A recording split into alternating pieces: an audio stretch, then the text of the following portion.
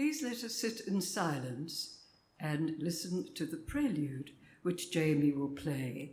It is Her Christ, der Heng Gottensong by J.S. Bach. Lord Christ, the only Son of God.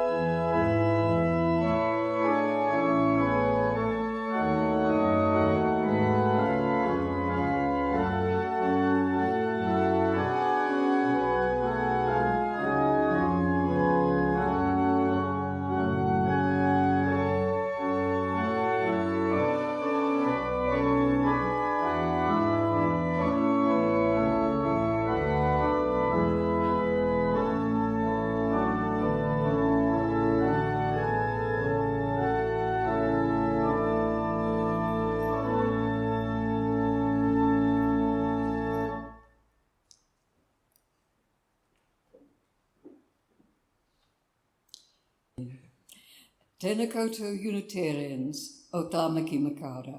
Tēnā koutou ngā manuhiri. Ko tuku I Noah Shireen Caldwell, no Okutipuna, England and New Zealand. Ke te noho au ki tāmaki makaura, Auckland. Tēnā koutou, tēnā koutou, tēnā koutou katoa. Welcome to our Auckland Unitarian Church. Welcome all fellow church members and visitors.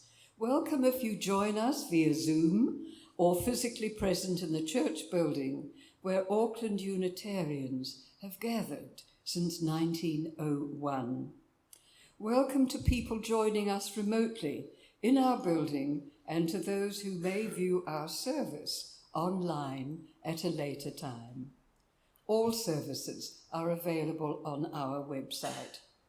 If you are a first-time visitor, welcome, Jamie. You are twice welcome. Thank you for choosing to share this time with us in our free and responsible search for truth and meaning. For those who join us in the physical church, please join us for tea and coffee after the service. It is our sacrament of hospitality. My name is Shireen Caldwell. Our church has been my sanctuary for over 40 years. Our speaker today is John Maindonald, who is joining us remotely from Wellington. John is a personal friend who also joined the church in the early 1980s, about the same time. John spoke on Zoom a few weeks ago in part 1 of his exploration of some of Charles Darwin's life and works. Today, John will share part 2, titled Charles Darwin's Religious Life Journey. I now invite Leo to come and help me to read our opening words together.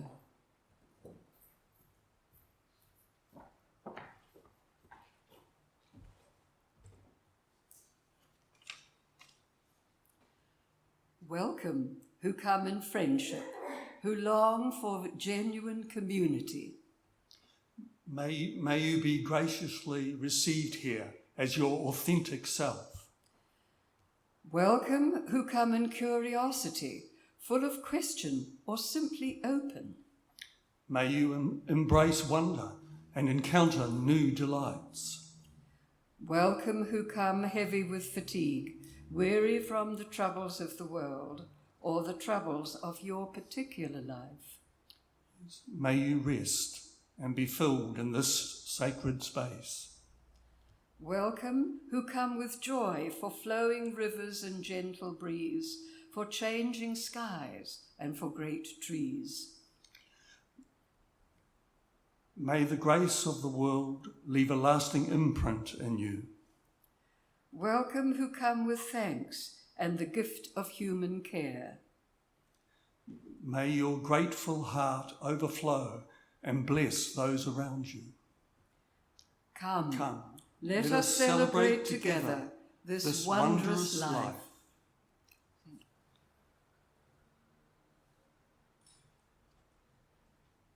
These chalice lighting words come from Albert Schweitzer.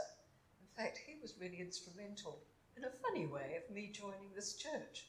I crept in when I heard this wonderful organ playing, and the doors were closed, but there was a photograph of Albert Schweitzer on the back wall in the foyer, and I was busy reading it, and the door opened, and I thought, oh no, I've been caught, having not been inside a church for about 20 years. So here is Albert Schweitzer.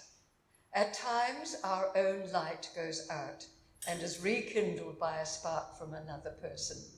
Each of us has cause to think with deep gratitude of those who have lighted the flame within us.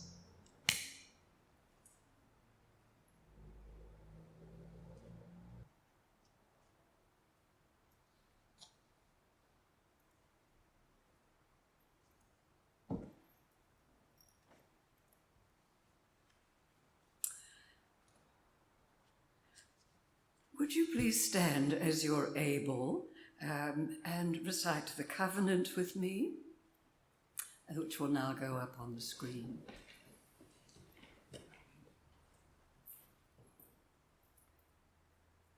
Love is the doctrine of this church. The quest for truth is its sacrament, and service is its prayer. To dwell together in peace, to seek knowledge and freedom, to serve humankind in fellowship, to the end that all souls shall grow in harmony. Thus do we covenant with each other and with our God. Jamie will now play Fugue in B minor by Bach.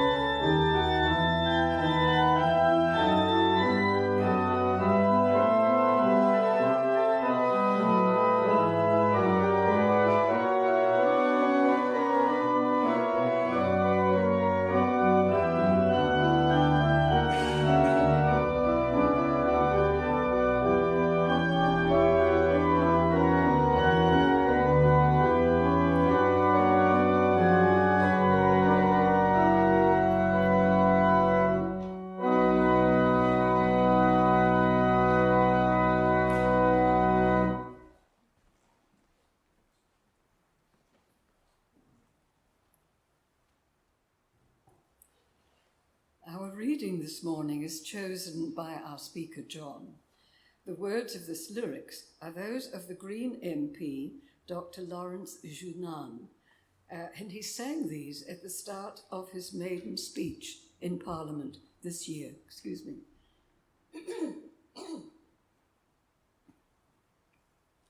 Ain't scented like a flower, ain't tall like a tree, I'm just a blade of grass that nobody knows. But I ain't ever lonely, I ain't ever worried. Look, my companions are all around the globe. Spring wind, oh spring wind, you make me greener. Sunshine, oh sunshine, you shine your light on me. Rivers, oh valleys, you have nourished me. Great earth, oh mother, you embrace me tightly. Dr. Junan says that it is a song that he grew up with, and it is the last song that his paternal grandmother sang to him. He said, I share it with you all as a reminder of the relationship that we have with each other and the relationship we have with our environment.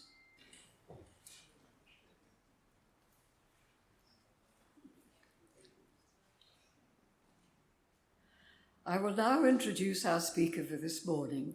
As I mentioned in John's last talk, his involvement with our church goes back to about 1984. Over the years, John has been a regular participant in several volunteer positions in our church. And he now speaks to us from Wellington via Zoom. And the title of his talk is Charles Darwin's Religious Life.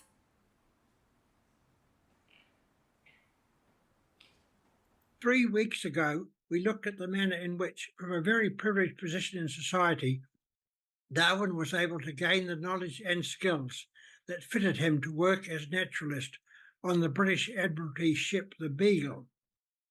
We saw how this passionate student of nature felt forced to the conclusion that a common evolutionary origin for all living things was needed to explain his observations.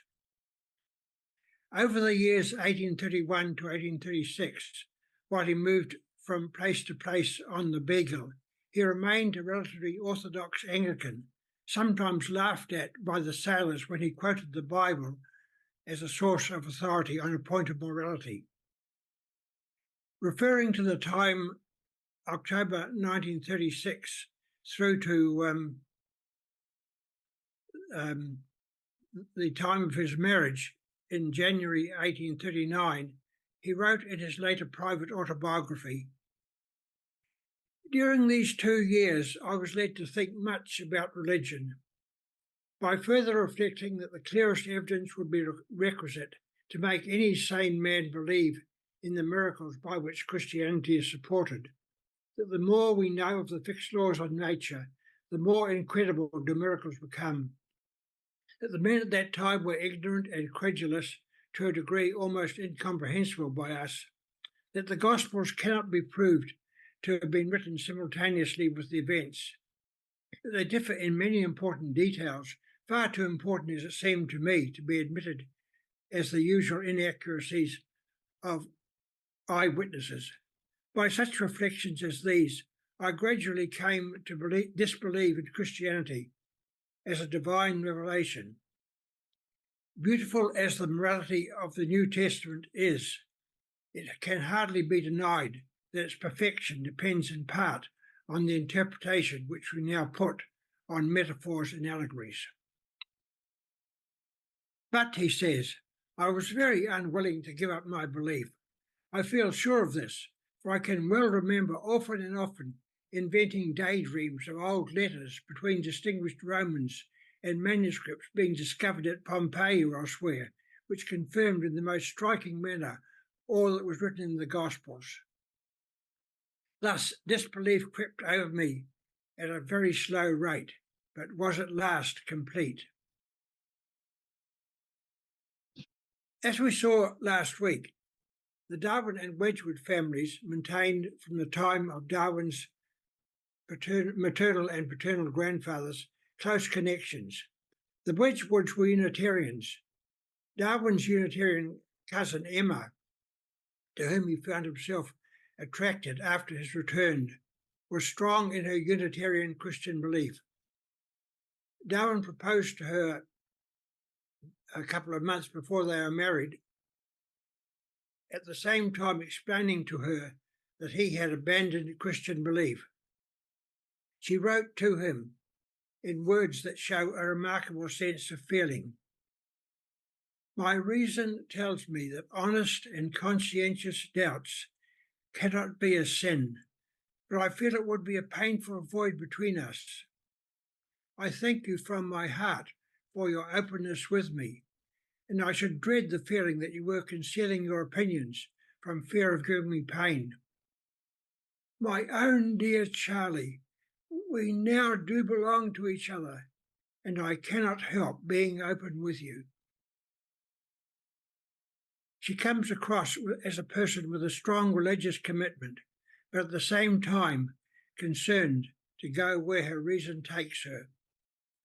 She had not faced the same exposure to sceptical and rationalist thinking as Darwin.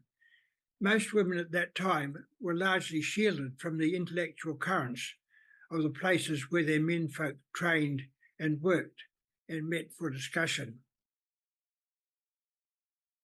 Emma and Darwin read together and discussed books both defending and criticising orthodoxy, while her thinking did over time move in a more free-thinking direction.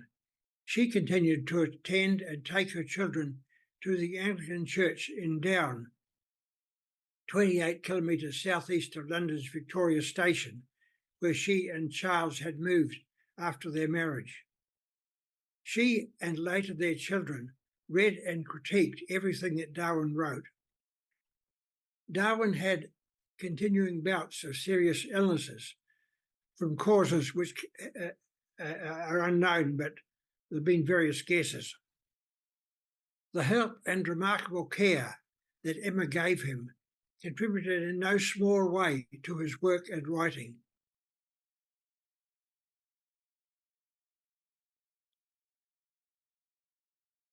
For the most part, Darwin kept his religious beliefs to himself. He wanted his work to be judged on its scientific merits and not mixed up with arguments about religion and God. An 1866 response to an inquiry about his religious beliefs was typical. My opinion is not worth any more than that of any other man who has thought on such subjects. I thank you for your judgment and honour you for it, that theology and science should each run its own course. In his autobiography, in fact, in the part that was not published in full until 1958, he wrote, another source of conviction in the existence of God, connected with the reason and not with the feelings, follows from the extreme difficulty, or rather impossibility, of conceiving this immense and wonderful universe, including man with his capacity of looking far backwards and far into futurity, as the result of blind chance or necessity. But then arises the doubt, can the mind of man, which has, as I fully believe, been developed from a mind as low as that possessed by the lowest animal, be trusted when it draws such grand conclusions? I cannot pretend to throw the least light on such abstruse problems. The mystery of the beginning of all things is insoluble by us, and I, for one, must be content to remain agnostic.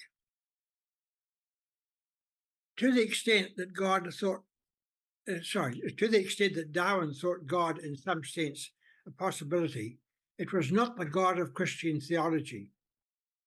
He wrote to the American botanist Asa Gray in 1860, I am bewildered. I had no intention to write atheistically, but I own that I cannot see as plain as others do, and as I should wish to do, evidence of design and beneficence on all sides of us. There seems to me too much misery in the world.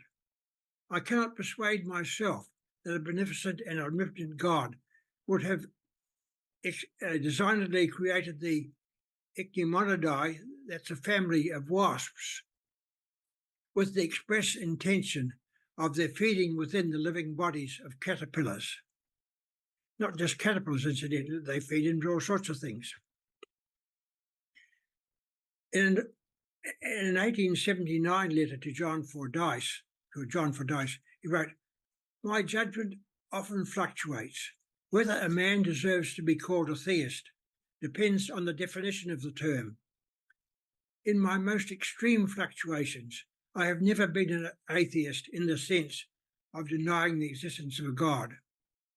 I think that generally, and more as I grow older, but not always, that an agnostic would be the most correct description of my state of mind." Darwin's musings align with my own thinking. Consciousness is in one or another way a built-in part of our universe. Was a conscious entity the starting point for what may well be a universe of universes? Or was what we call matter the starting point? Did matter somehow just appear that carried within it the potential to create, by the slow process of evolution, conscious human beings? I have to agree with Darwin that the mystery of the beginning of all things is insoluble by us. It's one thing to reject traditional Christianity. It's another to replace it as a source of guidance for life and living.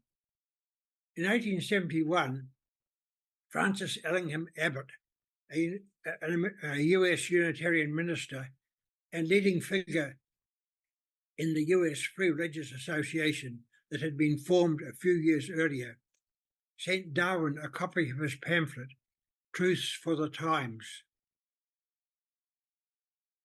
Truths for the Times was in two parts, one titled Modern Principles and the other titled 50 Affirmations. Its flavour can be judged from the following selection. First, religion is the effort of man to perfect himself. 2, the root of religion is universal human nature. Number 8, the unity of all religions must be sought in their universal element. And the final one, number 50, Christianity is the faith of the soul's childhood. Free religion is the faith of the soul's manhood. In the gradual growth of mankind out of Christianity into free religion lies the only hope of the spiritual perfection of the individual and of the spiritual unity of the race. That would be a great point for discussion, wouldn't it? The modern principles emphasise the supremacy of liberty in all matters of government, the supremacy of science in all matters of belief, the supremacy of morality in all matters of conduct, and the supremacy of benevolence in all social and personal relations. Darwin wrote back with words that, when he agreed for them to be printed in successive copies of the Free Religious Association weekly publication, The Index, were amended to read, "I have now read Truths for the Times, and I admire them from my inmost heart, and I agree to almost every word." Although at the time the Free Religious Association represented a break in a radical direction from the American Unitarian Association at that time, it set a direction in which the association would move in the following century. A side note is that I found a copy of Truths for the Times online when I looked for it several years ago in the online pamphlet collection of Sir Robert Stout at Victoria University of Wellington. Stout was Premier of New Zealand from 1884 to 1887, and later Chief Justice from 1899 to 1926. He was active in Wellington Unitarian Church from the time it started and president for a number of years prior to his death in 1930. Stout comes across to me as a person who is much in Abbott's line of thinking. Darwin thought deeply about motives for life and living.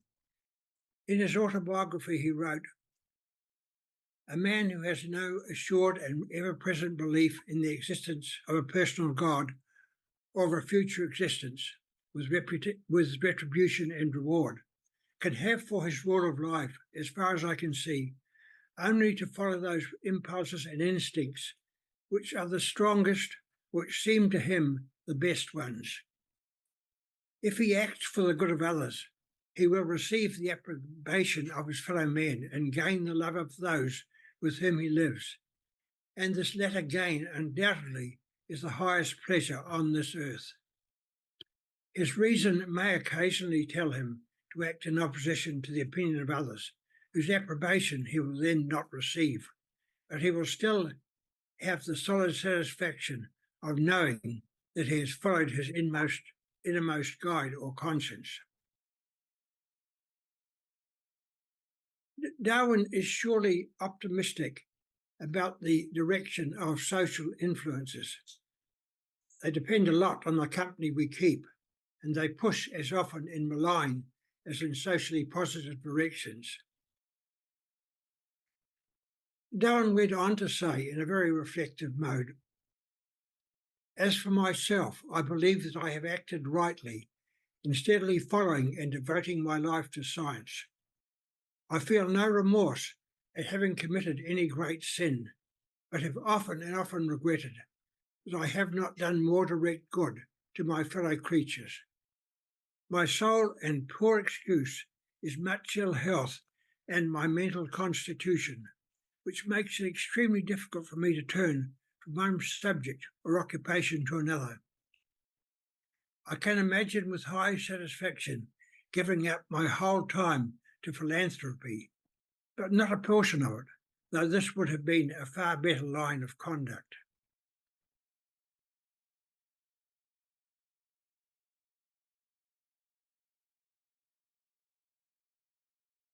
Rachel asked us to think about our laments and joys last week, both for ourselves and for the wider community. Today's questions build on Darwin's musings to ask closely related questions. What do you see as your rule of life? Thank you.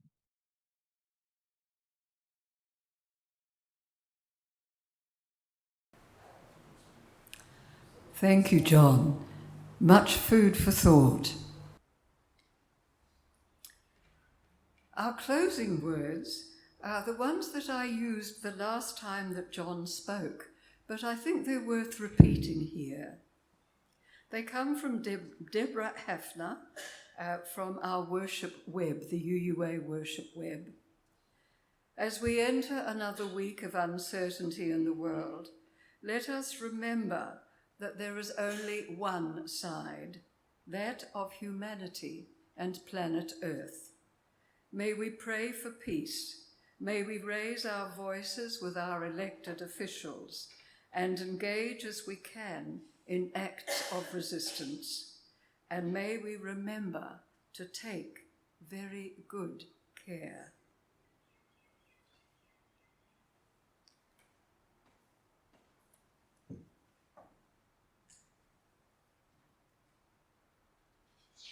Would you please join me in saying the words to extinguish the chalice?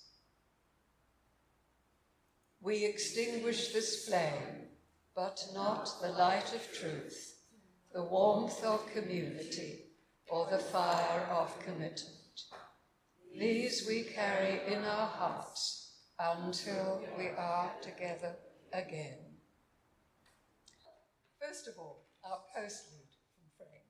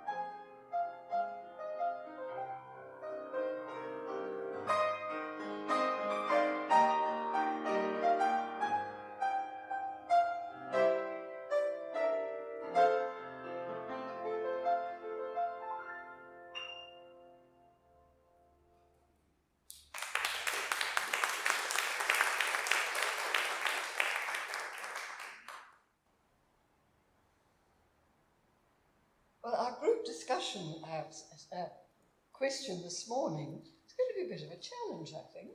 So could we please go into groups of 4 or 5, and we'll put the question up on the screen. There's a slip of the tongue, so used to being a teacher for 30 years. so there's our question, folks. So into small groups, and say about 15 minutes,